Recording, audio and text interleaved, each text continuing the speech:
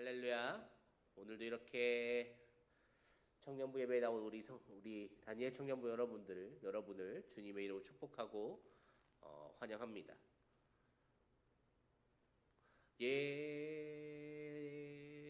뭔가가 평소보다 조금 더 많이 지지거리는 것 같지만 괜찮습니다.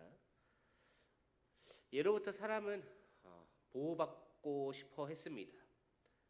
그런 게 이제 사람이라는 존재인 것 같아요. 자기 자신의 안정을 보호받고 싶어 하고요.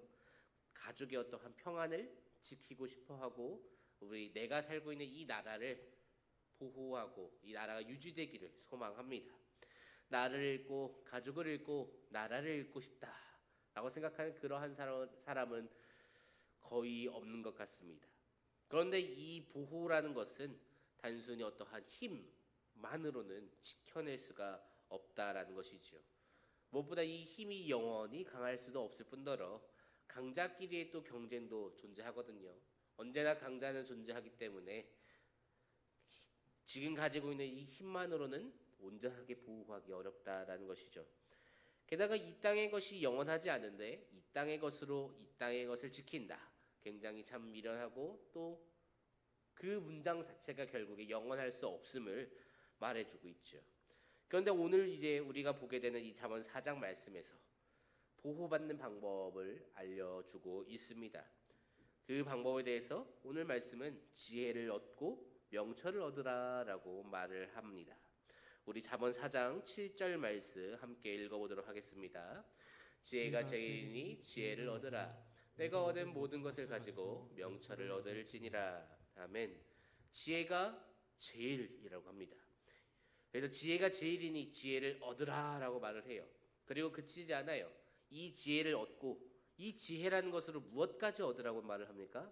명철까지 얻으라고 말을 하고 있지요. 이 말씀은 굉장히 많은 것을 시사합니다. 가장 확실하게 알 수 있는 한 가지는 이 지혜만 있는 사람을 가리켜서 명철하다라고 표현하지 않는다라는 거죠. 성경에 지혜의 대표주자라고 한다면 누구를 떠올릴 수 있을까요? 지혜의 대표주자 하면 누가 뭐라고 해도 솔로몬입니다. 그렇다면 질문을 바꿔볼까요? 명철의 대표주자는 누구일까요? 성경에서 이 사람은 명철하다라고 말을 할 때, 혹은 우리가 기도를 하면서 이 사람의 명철함을 본받게 해 주옵소서라고 기도할 때 등장하는 인물이 하나 있어요. 그 인물은 바로 다윗이죠. 다윗. 솔로몬은 지혜를 가지고서 행동해요. 그래서 이제 분별을 할 수는 있습니다. 행동의 가치를 내리고 판단을 하는 정도, 그 정도까지는 솔로몬도 지혜가 있으니까 가능해요. 그렇지만 그것을 넘어서는 깊은 통찰, 이 영역까지, 그러니까 본질 자체를 꿰뚫어보는 그 영역까지는 가지 못합니다. 그래서 어떻게 됩니까? 그는 결국에 유혹에 넘어지고 허무한 삶을 살았다고 본인이 본인의 입으로 고백을 하지요. 오늘 말씀에서는 지혜를 통해 명철함을 얻으라고 말을 하고 있습니다. 왜 본질을 꿰뚫는다는 그 명철함까지 가기 위해서 이 지혜를 꼭 가져야 한다고 이야기하죠. 왜 지혜가 필요합니까? 그 지혜가 여호와로부터 나오기 때문이죠. 그 여호와를 아는 것, 그것을 가리켜서 우리는 명철이라고 이야기를 합니다. 우리 잠언 9장 10절 말씀을 한번 읽어보도록 하겠습니다. 여호와를 경외하는 것이 지혜의 근본이요 거룩하신 자를 아는 것이 명철이니라. 단순한 지식의 영역이 아니에요. 그 밖에 그 너머의 것입니다. 이치를 깨닫고 진리를 깨우쳐요. 그리고 나서 이제 본질을 꿰뚫고 선악을 분별합니다. 무엇이 하나님을 위한 것이고 무엇이 하나님의 것이며 어떠한 것이 악한 것인가를 알고 선택할 수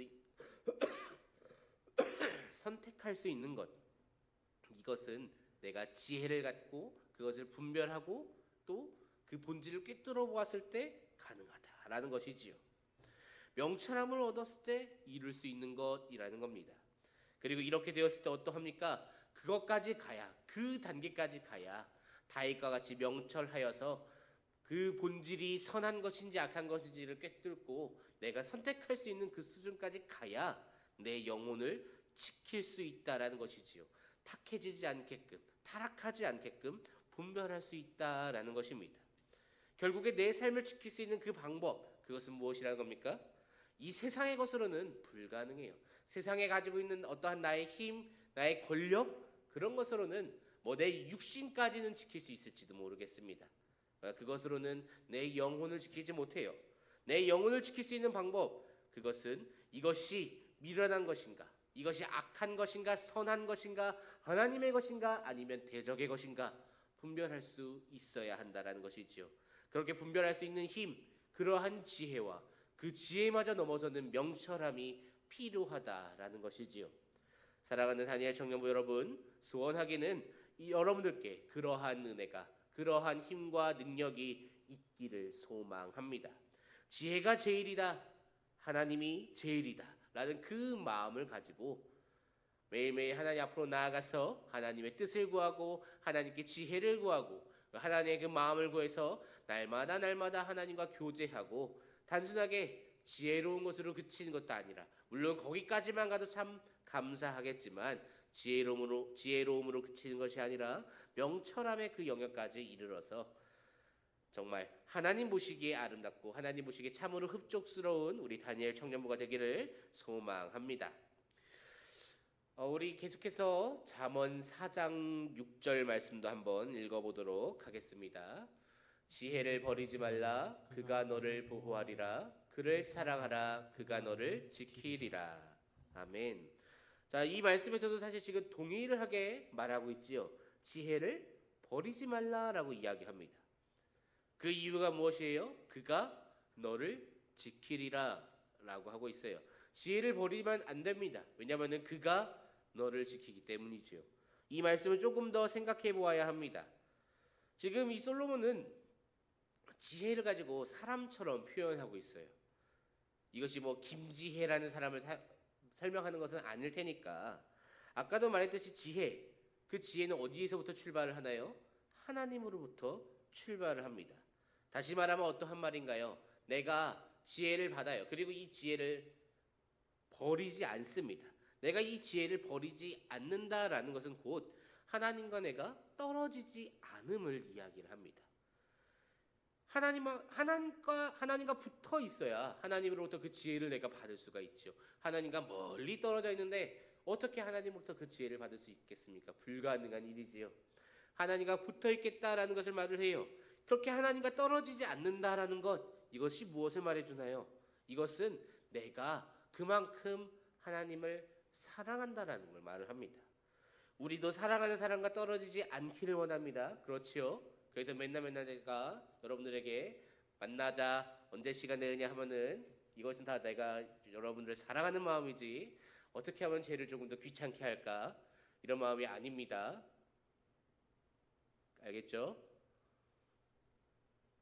놉니다. 어디까지 했죠? 네.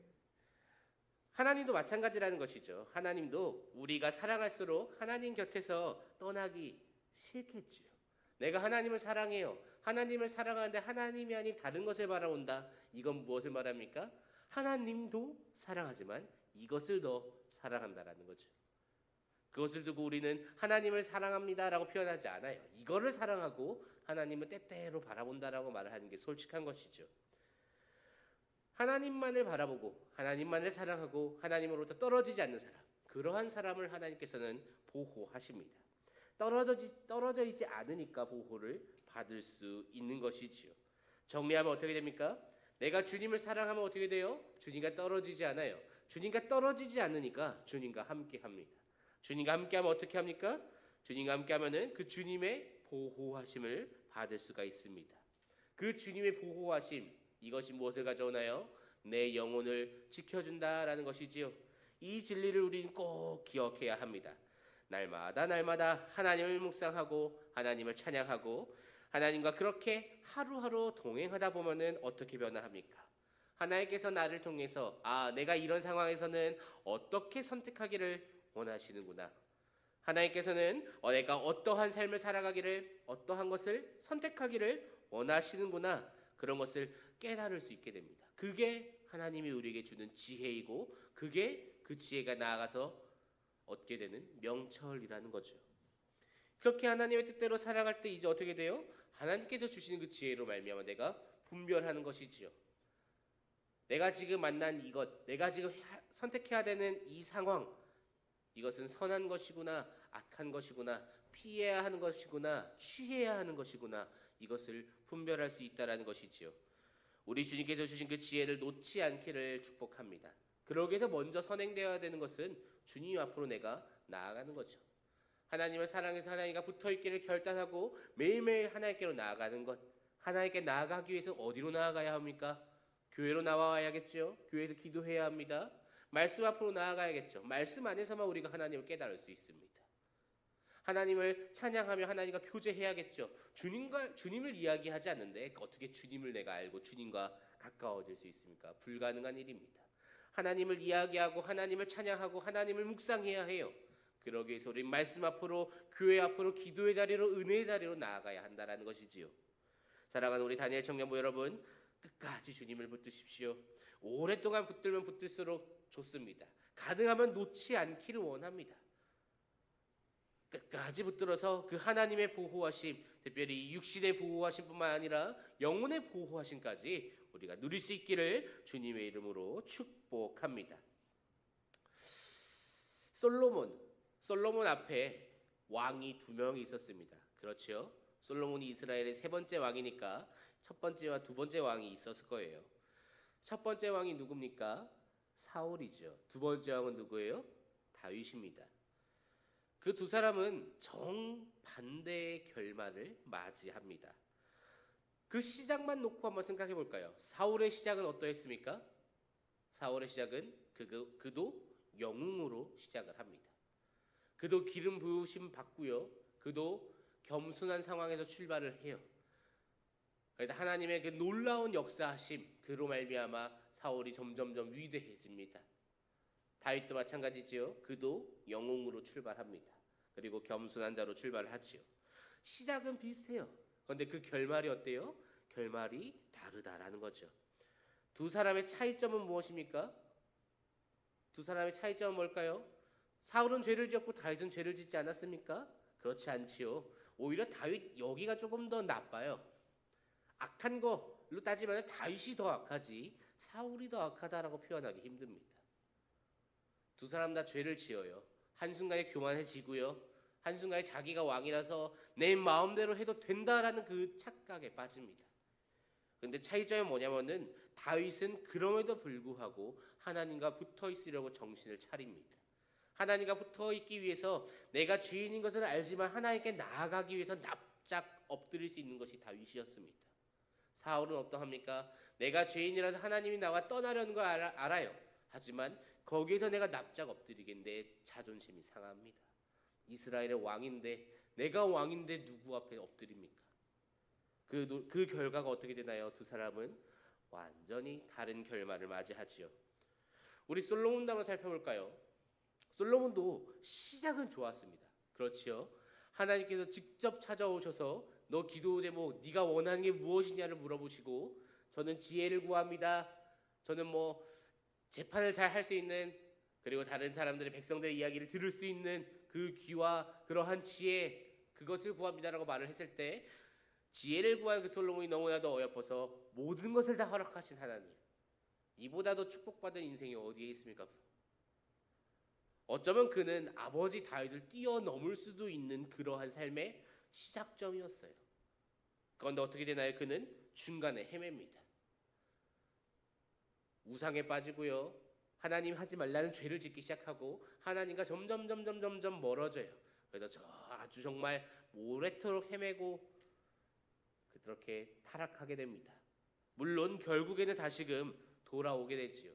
그러한 그의 삶이 우리에게 말해주는 것은 굉장히 간단합니다.